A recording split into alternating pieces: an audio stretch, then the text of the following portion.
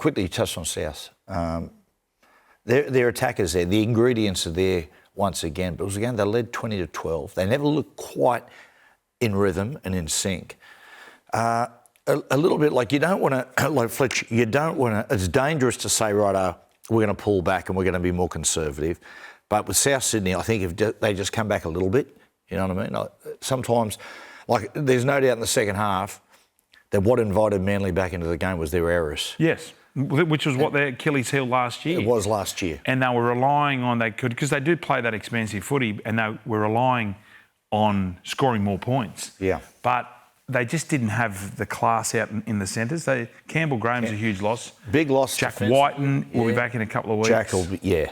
So not all is bad for the Bunnies. Yeah. You've said a couple of times, we're watching the game, we're watching Cam Murray from the elevated position. Just the amount of work he gets through, which is, I mean, he's such a gun. Every time he got the ball, he's poking his nose through.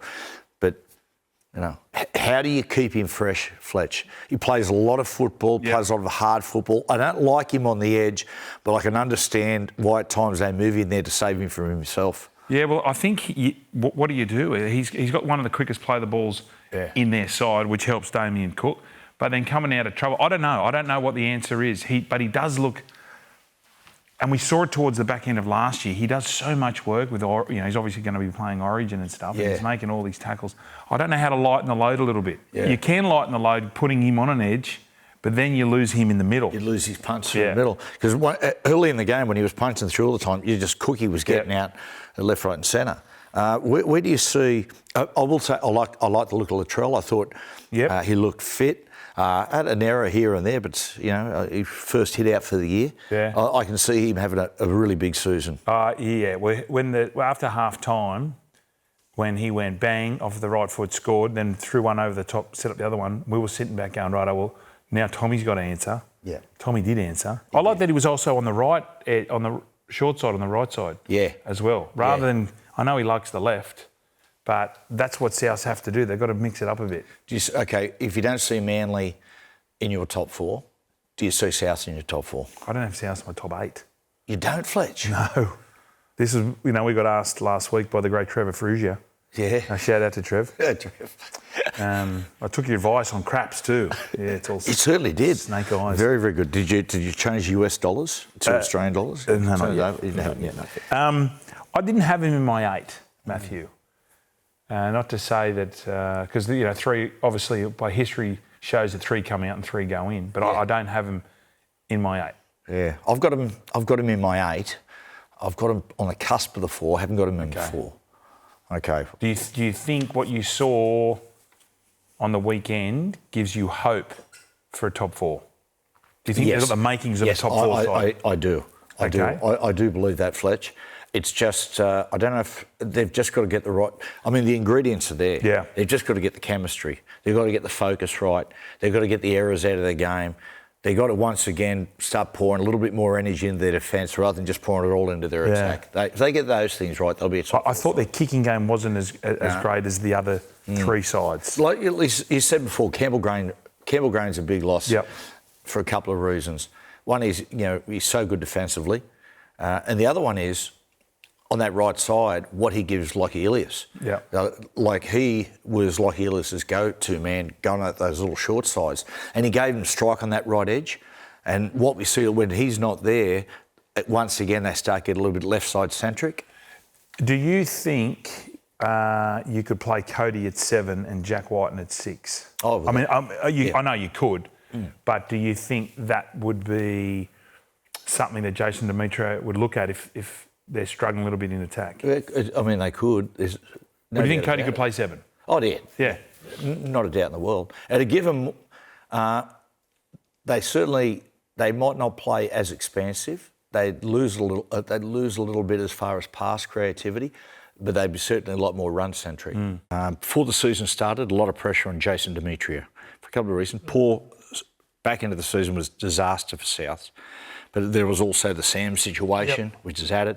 Now, we know this where Josh Mansour's had a bit to say. So all that just it tightens. It tightens the pressure on the coach. My problem with South, Coops, is the problems that exist in the back half of last year. are still there now, right? We'll talk about Sharks in a minute, Coop. But when I see the Sharks play this year, the things that stopped them being successful at the back end of the year, they've addressed. They're playing a really physical style. They're playing through an opposition. Where with South, I'm seeing them being dogged by the same problems again. And, you know, Lachlan Illis has been dropped. I think a lot of us saw that coming. Yep. I don't think they don't so much need player changes. They need a change of system. Yeah, I think there's two parts. I think there's something in the South Sydney spirit that's not there.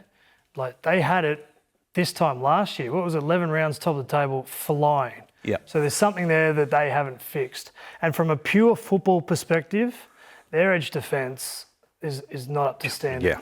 Because leading into that game, I sort of thought that Reece Walsh might carve up, and he did, because he is the hardest defender in terms of an edge defence to stop. And if they are passive, miss a tackle, he did what he wanted to do. And Dimitri is hell of a lot of pressure around at the moment. Like, enormous.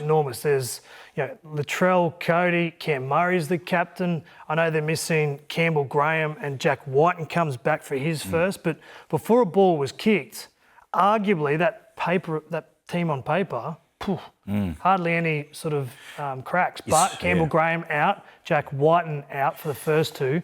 I think that's where their edge defence has suffered deeply. Dean Hawkins deserves a chance. I've seen a lot of Dino play lower grades. He's a good player. When I say that they need a change of system, that was the reason that I might have gone, if I was Dimitri, I would have went and pushed Jack into 6. And what I mean by that is, one of the things... Where's Cody going? I'd put him 7. Right. Okay. Because when I say change the system, at the moment South are very much pass first, pass second, pass third. Looking to play around an opposition. I think they just need to address that. I think they need to switch a little bit and become a little bit more run-centric. Their 2 tries after half-time were playing through the opposition. Yeah. And I think putting Whiten into the halves would really straighten them up and simplify their game. I think if they can just simplify their game and be a little bit more run-first, I think that, I know it would reduce their errors, which is really, it's a big problem. Yeah. And if you're reducing your errors, it's putting less pressure on your defence. Yeah. I think when you talk about errors, for me, it's more simple than that. Like, the football is like a gold bullion, right? Like, treat it with the respect it is, particularly. And if you have 17 players thinking it's okay if we make 1 error each, there's 17 errors in a game that you just can't cover. So I understand your theory around Walker and Whiten, but both left-sided players, one's going to have to play on the right. Who becomes a dominant kicker? Like, there's a few things that come into that for me, but I understand where you're coming from. I think, look, your leaders are the best players, the highest-paid players because of a reason. They're the most influential, both good and bad. Yep. So for me right now, the leaders of South Sydney need to be more influential positively than negatively at the moment. And you can sit and talk around systems or whatever, but ultimately they have a very good team. Very good Put team. the people in their best play in their positions and put the responsibility on those leaders to deliver. Coop, title-winning teams have great talent, but they've got an underdog mentality. They're aggressive. Like South Sydney could borrow a fair bit from Canberra at the moment. Yep. Canberra, they could. Canberra have come into this season, right? They lost Jack, their star player, and they've got together with the coach, with Ricky, and said, righto, what do we need to do to be successful? And they know exactly what their identity is. Yep. They're gritty, they're tough, they retain possession, right? They challenge you with their defence, they make you fight for everything, and they're going great. Now that's hard. Now that sort of football is hard to sustain, and you're going to have your down days. But if South Sydney need to start to treat their talent as the icing on the cake. Yes. And when you do the grit, when you do the character stuff, when you do the hardest parts of the game well, all of a sudden, the easiest part, like attack and scoring points, works. Canberra Raiders didn't win a game more than 12 points last year. This year, grit, character, determination, they don't have the talent that South Sydney have, but all of a sudden, they've won 2 games this year by more than 12 points. Yeah. Why? Not because they're any more got an attacking flair. It's because they've done the hard parts well. The other team surrender and they continue on playing the way that they know because we spoke about it last week. They know their identity. They do. And I think that's where South Sydney are. There's been a lot said about South Sydney at the moment. And they're playing the Dogs this week, which is always a big game, always a really emotional game, that Easter Friday game. I'll come back to this point. I don't know how much influence Jack Whiten can have in turning this around from that left side 10-metre corridor. Mm-hmm. What do you want to do? Well, this is not a knock. No. Because Hawkins, I think Dino on the weekend. I think he actually did some really good things. Yep. It was going to be impossible for him to have any sort of major impact on the game because his team and forwards just got steamrolled. Yeah, minus those two young guys, take that out of the equation. I want to know what's your plan for Jack? I think some way he's got to move into the field. They need more punch in the middle of the field. Now, whether it be in 6 or whether it be sometimes jumping in between the 3 and 13, I don't know. But I just don't see at the moment he been able to really help South drag themselves out of this mess by just being stuck in that 10-metre corridor. Yep. I think going back to the point about simplification, they need to jot down a couple of things and really just focus in on that because they've always been a team that's half glass full and we're going for it. Doesn't matter the stage of the game, like Cody Walker, Latrell Mitchell, we are in. You're not going to tell us we can't do something here on the field because we're backing in. But then I think in terms of so when you're in a rut like this, the best players get the big paychecks because they're most influential, both good and bad. Yep. So if I'm Damien Cook, Cam Murray, Latrell and Cody, it's on them to rewrite the ship and get this season back on track for them. And just a little bit of example is Damien Cook got moved to the bench. Why? Maybe because he's not effective at running the football. So Damien, run the football. Latrell, he's most influential person in the game almost when he runs the footy. But when he catches those high kicks on a kick return, sometimes he just dishes off to the winger. Yeah. I would love to see him throw it under his wing and skittle the next defender. The South forward, they need him to bend that line back on the kick return. And even if it's not even on, just do it as an example. Yeah. And for Cody, I just love to. He's a risk taker. He loves to go for it. He's hooking up with Alex Johnson. He's setting up tries all the time. I would love to see Cody build his game a little bit like little short pass. I would like to go here, but I'm going back little short pass kick. Yeah. And after 20, 25 minutes, then start slinging it around a little bit. But I think those leaders need to start the game well for them. Will they beat the Dogs, do you think, on Friday? I think it's a toss of a coin. I think they're in world of hurt at the moment, South. I give Dogs absolutely every chance to win this game, but I'm going to go down on what I just said. I think if Latrell Mitchell carries the ball in a kick return and skittles the defenders, I think South win. I'm going to put it down as simple as that. If Damien Cook starts a game and just carries in the second or third tackle, I just think if those 4 players can change, because I think South supporters be sitting there going, listen, fellas, okay, we've seen how the Tigers can play and how they can basically get their attitude right, throw themselves into the fence to break that losing streak and to win. And we've seen what the Dogs are willing to do. Come on, show us what you can do. Yeah. All right, I put a bit of heat on South. I think I'll tip South, but it's the last time I tipped them with faith. Okay. In terms of that point, I think Latrell Mitchell and Cody and all that lead the way. Well, I've got a good mate called George Michael, and he always said when he was alive, God bless him, you've got to have faith. Coops, Souths have been the big talking point, and people go, here we go, Souths again. But you've got to talk about it. It's one of the biggest stories. They've won 5 of their last 20 games. Jason Demetrio can't survive another flogging. Actually, there's talk he can't survive another defeat. Yep. I get it. They're not playing well. And Dimitri's been under pressure from word go.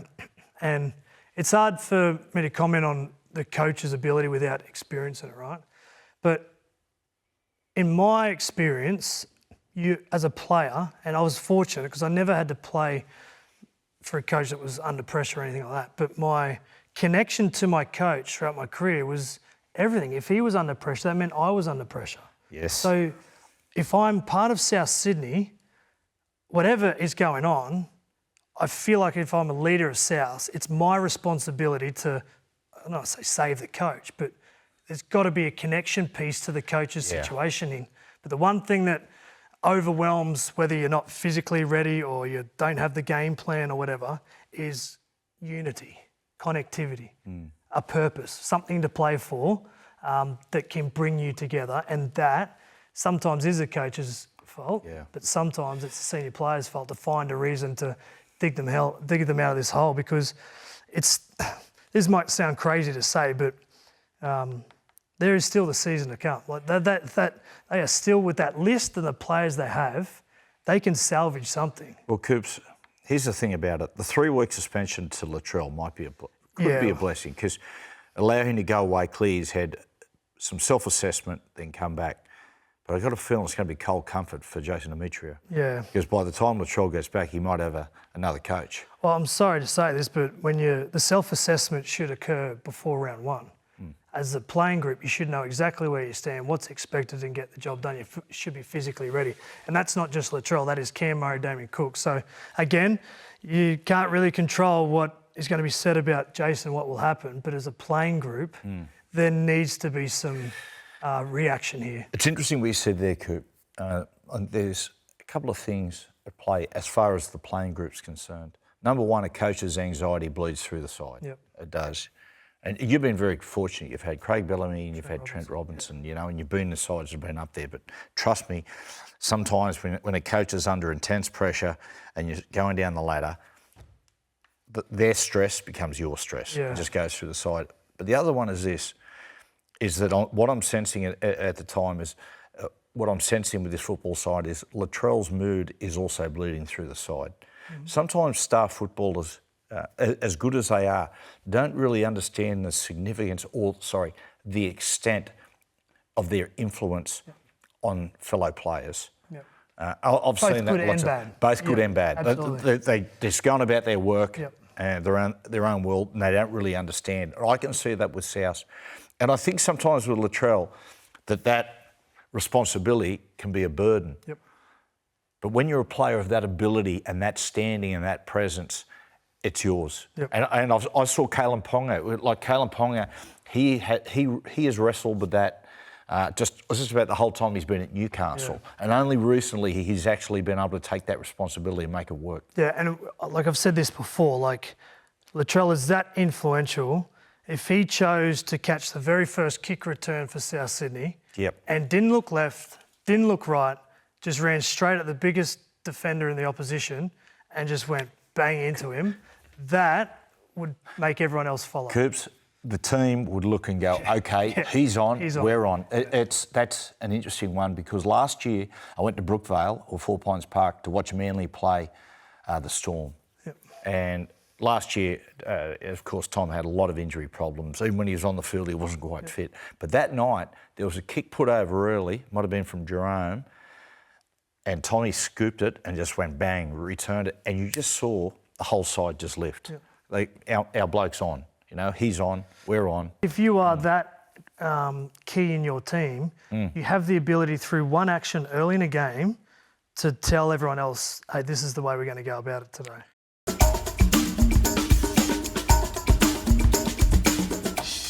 Madge, South. Everyone's talking about South. Yeah. They've won competition since 1971. You're the coach. Since they got back in the competition, a lot of people have been significant in building the club where they wanted to be and where they got to, and you're one of those. Are you surprised how quickly things have dropped away, Madge?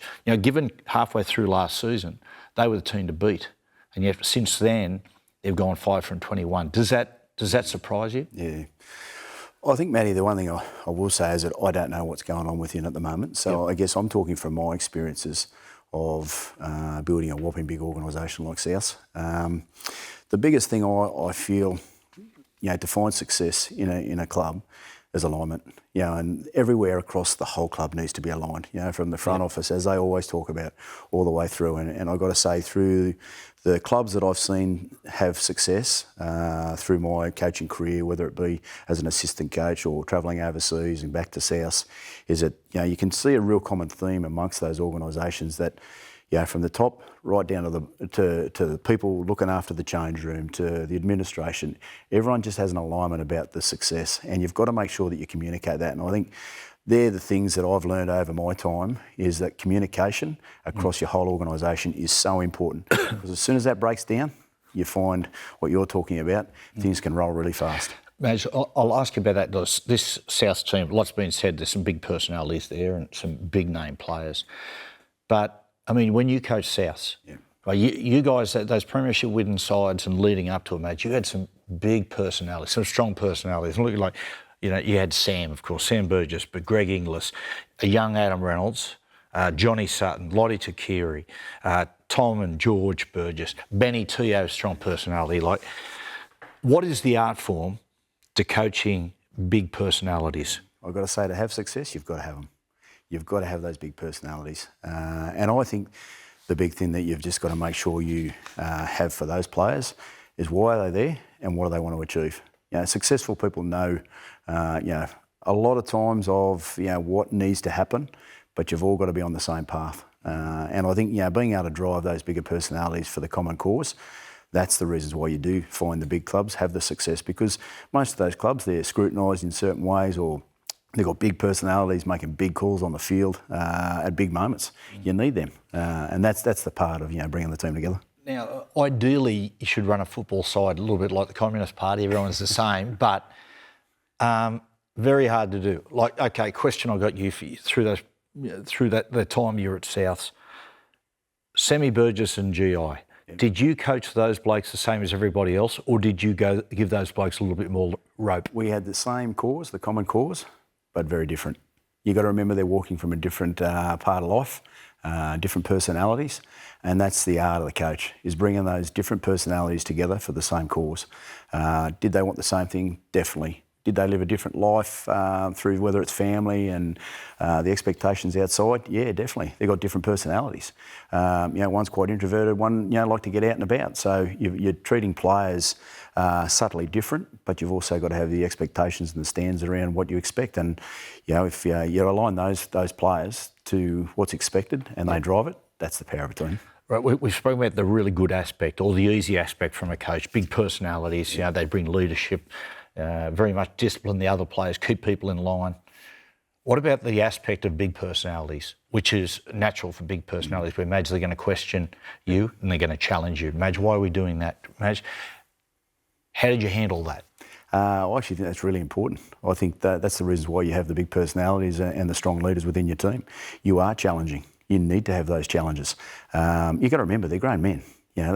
We're men in an environment that's we're not teaching the younger kids. Those men are going to create the expectations of what goes on within the organisation. So I used to have a lot of solid conversations with the boys. I actually think they were the best moments of my coaching. Yeah, right. And then they had the understanding of that I have the same cause as what they're after. And I think that is a really good part of the coaching when you're coaching men at that level, and you've got to understand their opinions, and then you obviously work between it to get to where you want to get to. But look, I've had many a time where we've had players have real solid conversations between each other. Solid conversations sometimes directed at the coach. They're the important ones. I actually reckon you've got to be comfortable to be able to do that in our environment, because you've got to remember in an 80-minute game, you've got split seconds. You can't dilly-dally around. You've got to make sure that you're doing those. And when you build those at a high expectation, that's what builds your standards, what goes through your organisation. Right, Sammy Burgess, we've spoken about him. Lots been said about Sam, particularly in the last month. Yeah.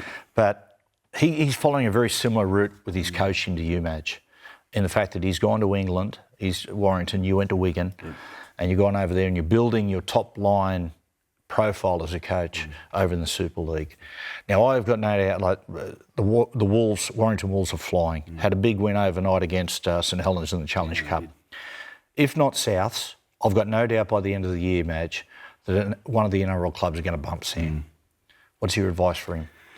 Personally, I would say stay there.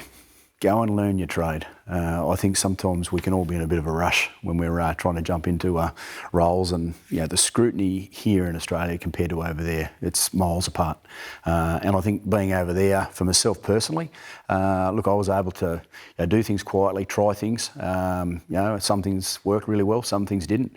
But at the end of the day, without the scrutiny, you're able to sort of move your way through that and build your team. So for myself, I would say, Sammy, spend a little bit more time over there, and because your time will come. If you're doing well, especially over there in the Super League, at some stage someone will come knocking. Because in some ways, Madge, I imagine it would be more difficult over there, given the fact that you don't have the big coaching staff. Like you've got to do a lot of stuff yourself. But what is the difference coaching the NRL? Is it purely the profile and the pressure? Depends on what club you're at, Matty. I think how much coaching you get to do. I think that's the thing now that's changing as a coach. You go to the Premier League and you talk about managers. Well, sometimes whatever club you may be at, you might be a manager/coach or coach/manager. And I think, when you've got a good, stable club, you can become the coach, and, because the players need your coach. It's so important because they want to hear what the coach needs so they can align themselves with where they want to go. And if all of a sudden you're distracted by the many things that go on around yourself as a coach, I can be taken away. And that's something there I've definitely learned over time, that you've got to get that coach. If you're the coach, get to your players. And that's the part that got me into the game, which is the coaching. I'll tell you what, Coops, if you're a half, your asking price is about to go through the roof, because we've got Luke retiring. Yep. We've got Shaun Johnson, who's got, maybe just the end of this season. Adam Reynolds, maybe another 12 months after. Cherry Evans. Yep. As we're recording this, news has just come through that South Sydney have given Lockie Ilias permission to negotiate with other clubs. Boy, I tell you what, I've seen a little bit of Lewis Dodd play at St Helens. They're going all in on Lewis Dodd, aren't they? The English halfbacks historically have had a difficult time in the NRL. My first thought is Souths have changed their whole belief in 9 weeks. So 9 weeks ago, Lachlan Ilias was their halfback, and they were going to shoot forward with him. I think even Jason Demetriou said that he's going to be the greatest halfback of South Sydney. Right, that's a huge call, which, if he was spent time, maybe he could get there, but now he's definitely not going to get there. So to go from that to then jump on a plane and get a kid who, decent kicking game, quick enough, has some class, has had some good moments in the St Helens jersey, but he must be a one-in-generation type halfback for South, for me, to say, Lachlan, you're out. Dean Hawkins, you're gone. We're going all in on this kid from England. So, he's shown some highlight reel stuff. But can he dominate the NRL? Because you just don't bring out a half to fill a gap and play for here or there. Yeah. But can he be, in that 3 or 4 year period that he'll be here, can he dominate? Can he be the go-to man and direct South Sydney to a premiership? That's the question mark. And history says... it's going to be very difficult. What would be a good fit for Lockie Ilias, do you think? What club? It's tough to move. You've done it off the top of your head. You know what? We're going to... I think this kid does the fundamentals well. He's tenacious, defends well. He's got a decent king game. Probably needs to add some tricks to it. And he plays nice and straight and direct.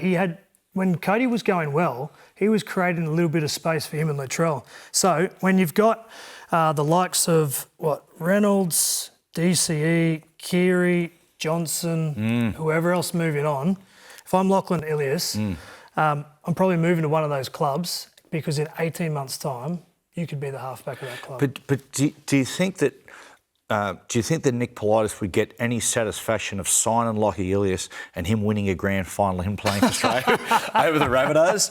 I wonder. The other thing too is, the kid's got a broken leg. Yeah. So, so that's... Geez, what a tough time for the kid. You got to invest in this kid for not only 12 months. I see something in this kid for 2 or 3 years, and bring him in right now, fix him up healthy physically, and then maybe it's one of those clubs that the halfbacks moving on. As we're recording this, once again, the sides haven't been released. Just quickly finish with Latrell returns, fullback or centre? Fullback. Me too. 100%. Yep. Don't even move him anywhere else, because he is very influential, that team, and the club has been on its knees for a while. You put it on Latrell to come back and be the best player. You pick us back up off the ground and you play your favourite position. Do not take a backward step. If you move him to the centre, it just gives him an opportunity to miss parts of the game. And I think and again, I think one thing about South football, I think it's a little too sideways. Latrell in the centres, and you're shoveling the ball sideways to get him some pill. I have Latrell fullback. I think Whiten will go to 6. Cody will go to 7. How did you see that on the weekend? You've been calling that for a while, trying to get that. Yeah, I think they got more out of Jack when he went in there, and I think they will. If the forwards can get any sort of momentum and ascendancy, Mitchell, Whiten, Cody, and Cook through that middle. That could turn their season around. We've been saying that for a while. I know we have. In terms of everything looks great, but effort underpins it. That's Cooper. That's right, because I've contradicted myself because I gave it to the Cowboys and there I am. So South Sydney starting to play good football, and we've said this a lot, Coop. They play their best football when it's a run first, pass second mentality, and hence the reason why for a long time we were calling for Whiten in the 6 and Cody in the 7. And there's a lot of examples. This one's an example on the weekend. Just a bit of evidence here with Jack Whiten. You see Jack, there he is, tippy-toeing around, accelerate through a half gap, whoop, up, play the ball quick, cookie, scoop, and go. And that's South Sydney. When South Sydney, when they start to penetrate the middle of the field, the centre of the field, cookie gets out and things start to happen.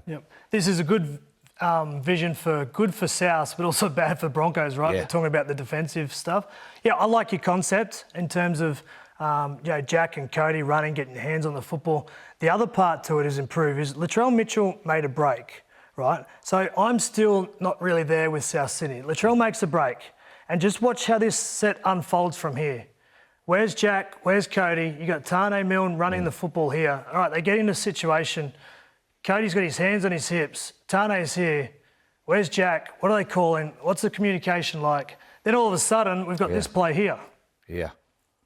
That, to me, is a little bit alarming. So I'm really hesitant on what Souths are doing at the moment. I'll tell you what, just watching them there, they've had possession. They've made the breaks. They're doing some blowing. That for me, when I looking at South, just that picture, that frame you've put up of. And then look at this, clunky. So we've always said, looks like that generally looks like a side that needs some top up with fitness. We always say, and we've said this before, when you make a line break, get the hands in your class touches, i.e. your halves, and get the ball to where is the biggest threat. Yeah. And they weren't seen there for a couple of players. So I'm still holding all my cash with South Sydney at the moment. Oh, Coops, how many times we've said it regarding South Sydney? For South, when you are predicting their future endeavours, you predict it based off what they do in defence, not attack. And that 0 against Manly says a lot about their attitude at the moment. Yeah, we spoke to a couple of them after their win against Manly, and a few of them said they're super confident they can play finals. Do you think they can play finals? I'll tell you their situation. Souths are in 14th on 14 points. 8th spot is on 18. They have a decent run in the next period of time. But off what you've seen, 4 wins in a row against Eels, Titans, Broncos, Manly, they're good players touching the ball more than ever before. Do you think they can play finals? The answer is they can. Do I think they will? I don't think they will. Yeah. I don't think they will. I think it's they're going to have to go on a long winning run and they're going to have no drops in form. And at the moment, I want to see more of the same, more of this disciplined style football before I go all in on a big run. Yeah, I'm going to wrap up Cody Walker, Jack, their impact on the game, Keaon Koloamatangi, what he's been doing. But I don't think they do either. I'm happy to be proven wrong. 4 wins in a row against the Eels, Titans. Broncos were poor and Manly decimated. So it's not as if they're winning against teams above them or should be.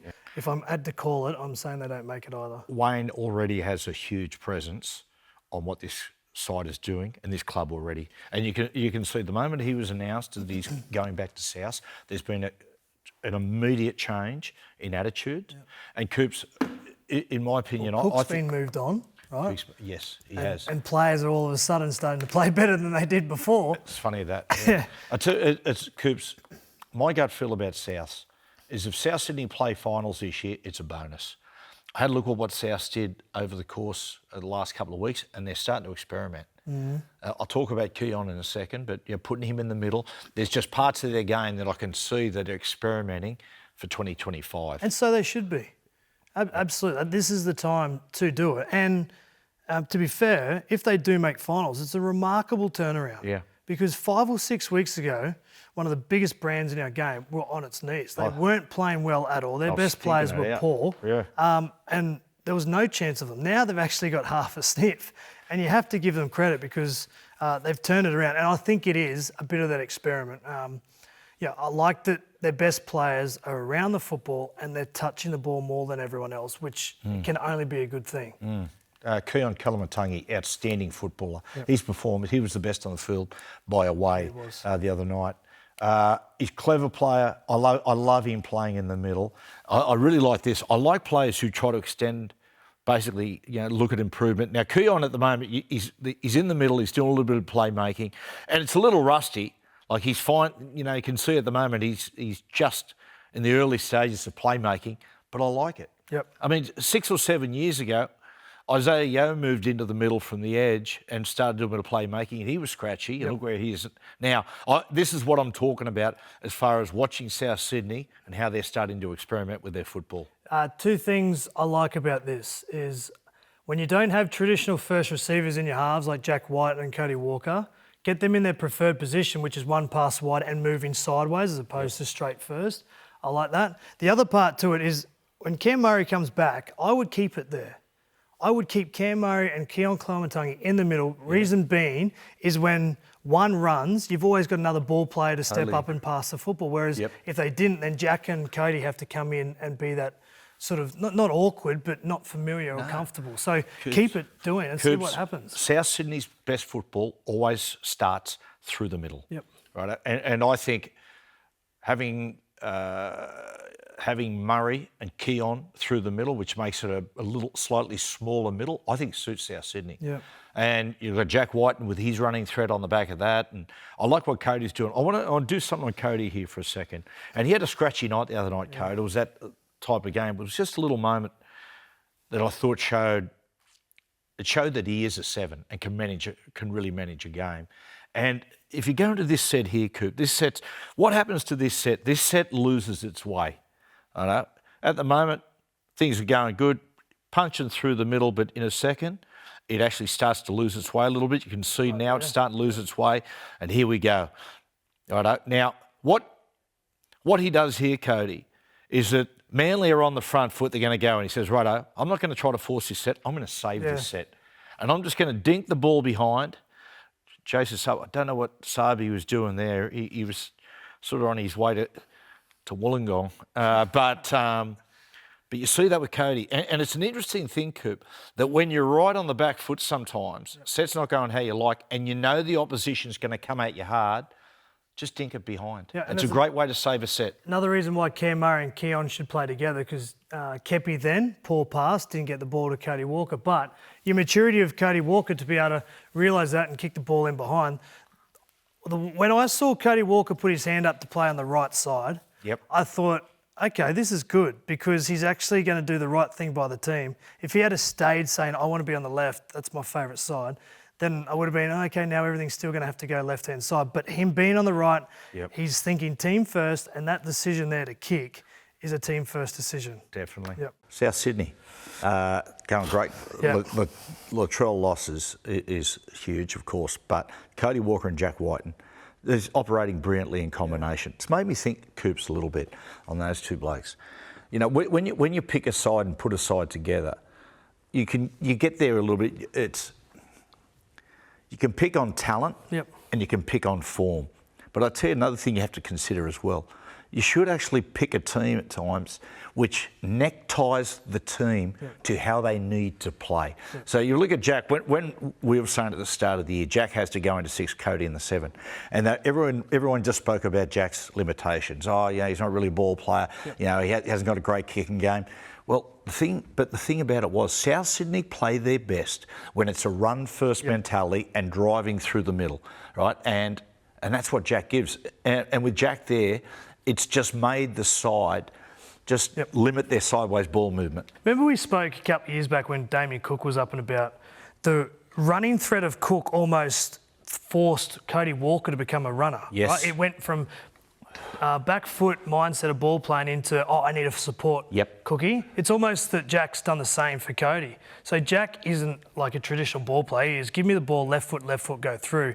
And it's almost forced Cody back into his running game a little bit, because I could imagine him being the older playmaker thinking, I'm going to have to be the one that has to call things and set things up. But it's actually forced Cody to run the ball because the example of what Jack's just doing. He looks fit. Like when Cookie gets out of dummy half and that triggers Cody, things just start to happen. The big question mark is, can South play finals? Yeah.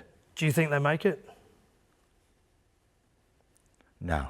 No, I don't. I don't think so. No, I don't think so. I'd like to see it. Yeah, it'd be a great storyline. It'd be a great story, but if I put my heart in on it, I don't see them making it. Me too. And just to back that up, like, they need to win 7 of the last 9 games.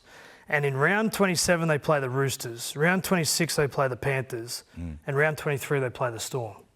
So they've got some... Yeah. They're beating teams they should. They got the Broncos at a good time for them. They won that. So they're beating the teams sort of in and around them. Yeah. But when they go up a peg, does those issues come back to play? And Coop, the other thing is, as well, there's certain decisions that are going on within the club that tell me that their eyes are on next season to an extent. Yeah, right. You know, experimenting positionally, telling Campbell, just go away, relax. Yeah.